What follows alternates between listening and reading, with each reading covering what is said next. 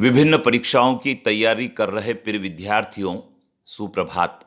विद्यार्थियों, फरवरी और मार्च माह में लगभग सभी कक्षाओं की परीक्षाएं प्रारंभ हो रही है और इन परीक्षाओं में लाखों की संख्या में विद्यार्थी बैठते हैं।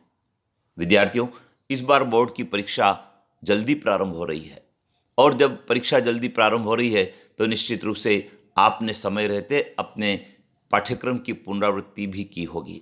लेकिन फिर भी विद्यार्थियों, स्वास्थ्य को ठीक रखना बहुत जरूरी है।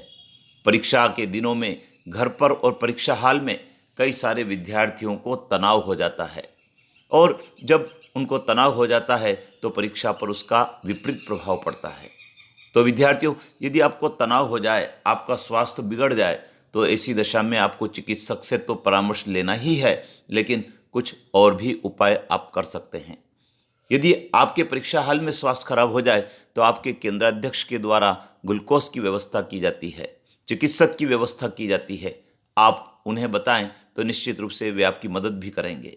लेकिन विद्यार्थियों, आपका स्वास्थ्य नहीं बिगड़े, इसके लिए आपको दो वस्तुएं और अपने पास रखना चाहिए, वह है तुलसी पत्र और इलायची। विद्यार्थियों, ये दोनों आइटम परखे हुए हैं। जो तुलसी पत्र होता है वह एंटीऑक्सीडेंट का काम करता है और यह एंटीबायोटिक भी होता है और साथ में यदि आपका जी मचलने लग जाए तो इनका सेवन करने से आपको रिलीफ भी मिलेगी। तुलसी पत्र तनाव को भी कम करने में भूमिका निभाता है। इसी प्रकार से इलायची शीतलता प्रदान करती है।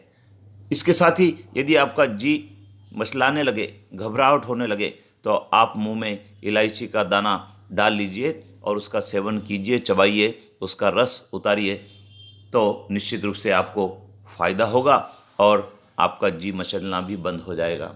विद्यार्थियों, यदि परीक्षा के दिनों में आपने पुनरावृत्ति नहीं की है, पर्याप्त नींद नहीं ली है, खान पान ठीक नहीं रखा है, तो इसी दशा में आपका जो परीक्षा का शेड्यूल है वह तो बिगड़ेगा ही और परीक्षा भी आपकी प्रभावित होगी।